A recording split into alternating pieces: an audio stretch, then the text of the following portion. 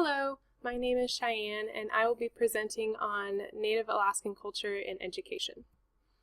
So first, I'm going to talk about a little bit my personal background with Native culture and education. Then I will talk about the historical background of education, followed by some of the problems in the curriculum, some materials and resources, standardization and testing, some teaching techniques, and then I will also talk about the cultural identity that people have in association with education. So to start off, I grew up in Oregon, and this is a picture of the native reservations. There aren't very many, especially when compared to Alaska. This is a map of the villages. So the native presence in the state that I grew up was much different than what I have experienced in just moving to Alaska and being here for a short time. The other big difference is the percentage of native students that are in the class. In Oregon, that's about 0.9%. In Alaska, it's 27%.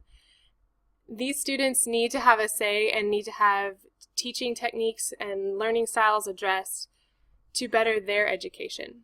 So historically, when talking about education, non-natives set up education, and so their purpose for the school was assimilation and getting rid of native ways and making them more like non-natives. So that has created a lot of negative attitudes towards education. With the No Child Left Behind Act, it just means that every child has a right to an education, but it doesn't qualify what type of education, and that could still be an education where their uniqueness and culture is being pushed out of them and not being celebrated and explored. So there are 5 barriers to education that I'm going to talk about. The first one is just language and cultural barriers between the students, parents, and the school staff. It's this mutual understanding that is not happening.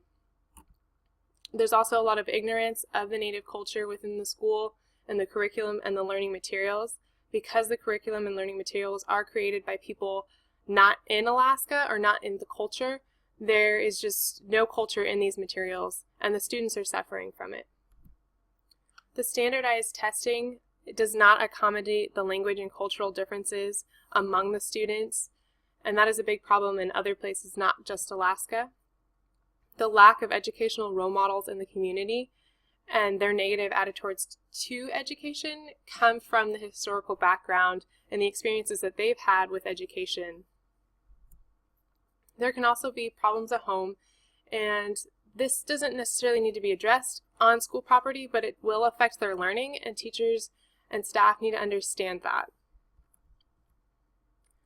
When it comes to the curriculum, the school district gets to decide what curriculum is going to be used. It's usually a committee of teachers and school staff that vote on what curriculum they will be using in teaching the students. So my suggestion is just to have a couple of community members on that committee. That way they are getting a say and get to participate in what their children will be learning. The Alaska Rural Systematic Initiative is put in place to bring Indigenous knowledge into Alaska school curriculum. It's this attempt to meld the traditional knowledge of math, science, technology, language arts, and social studies into the required subjects of school. Bringing local knowledge into the community and the native ways of knowing will just help the students who are familiar with that way of learning to transition into the westernized ways. Materials and resources. It's important to use materials that are relevant to the students. So you're not going to say, oh, well, a father goes off to work and this is what it looks like, because Alaska students aren't going to identify with that. You're not going to talk about tractors and what it's like to farm the plains of Indiana, because they're not going to understand that. But if you talk about, what culture and give examples from the culture that they live in, they are going to be more understanding of what it is that you're trying to talk about. You wouldn't use these even Alaskan examples if you were teaching in southern Florida. I mean, when it looks like this, talking about sled dogs and whale hunts is not going to be applicable to the student body. So it's important that you keep in mind the relevance. You also can bring in the community, have people come in and talk about whatever it is that you're giving a lesson on, things like that. Preschool and Head Start programs are really good at transitioning students from at home into the school system. So standardization and testing, everybody kind of knows the problems and how they aren't about the student and it's more about just making them all the same. But there's this big push for performance-based assessments, and these are favoring just how well the student is doing. So you take a test at the beginning and a test at the end, and you see how well they did. It's also about application and how they use the knowledge that they've learned to apply it to other things. There are culturally relevant assessments. You can create portfolios or interviews or have all kinds of assessments that aren't pencil and paper testing, but it's still seeing what the student knows and what they can do with the knowledge they have. Teaching techniques may be the easiest and fastest way to bring culture into the classroom. There is a lot of native knowledge surrounding science, specifically biology and ecology, but it doesn't have to be limited there.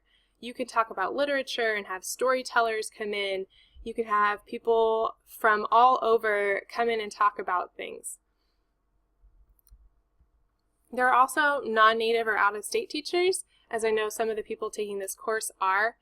They just need to be familiar with the native culture that they're in, and that's why you're taking this course, so that you can learn about it, and that just benefits the students. Knowing the learning styles of the students that are in your class will be so helpful. This is regardless of where you are teaching. Some students will be visual, others will need to move their bodies in order to remember something. You have the holistic and experimental, and this is just letting kids try and fail and try and succeed. And all students can learn through this. It's not specific to just Native students, so this can be beneficial to everybody. There are a lot of teacher training programs. UAF has a great one. I am in it. And it's just to prepare new teachers for the students that they will be teaching. And this is really good because you go out into the field knowing what to expect. There are limitations on a monocultural educational system. So if you're just teaching one culture, your students are not going to come out with the same cultural appreciation as they would coming from a place where they learned about westernized culture and indigenous culture and maybe Puerto Rican culture and things like that. Just exposing the students to all kinds of cultures will give them an appreciation and a very well-rounded student. So there is a difference between Western and indigenous culture and teaching, but you can bring them together and create an educational system that just produces well-rounded students. Place-based education is just talking about teaching in the community, so bringing in local education and knowledge and talk about what the students have lived and experienced and applying that to what you're teaching in your classroom. Cultural identity and identity in general has a really big impact on the view of education. So for students, they need to know why they're doing what they're doing. They will perform better when they understand the relationship between being in school and their future. They need to know that education can take them anywhere, but it can also be used to help their home communities. Education is not just job training. It's training to be a human and to live in society and to talk to people and appreciate people who are different than you. The community's identity in education, there can be tension between the community and their children getting an education and all this other stuff. But if you bring the community and the identity that is already formed from the community into the classroom, that will bridge that gap, and the community will want to help and will want their kids to be educated in your school and things like that. For Native students, the identity can be really confusing because they are learning one thing at home and then learning something else in school. Or there are Native students who are going to school in bigger cities and aren't exposed to the Native traditions that they would be at the village.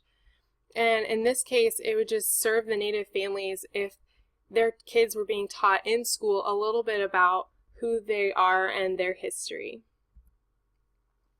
So in conclusion, my background is different than yours. I grew up in Oregon, and that gives me a much different perspective on Native culture and the people who grew up in Alaska versus other places. when education first came to Alaska, it was for the purpose to get rid of the native ways and their own culture. So we just have to remember that when we are talking about bringing culture into the classroom and the reason why. Some changes that can be made to the curriculum, the materials and resources, testing, all these would be made to benefit students and make everything a little bit more native friendly, or to just give students a better understanding of the native culture. There are new teaching techniques that could be used, and they would help all students. And just the effect that having teaching techniques and curriculum and the implementation of culture in the classroom, how that would benefit the identities of the students and the community. So thank you for watching.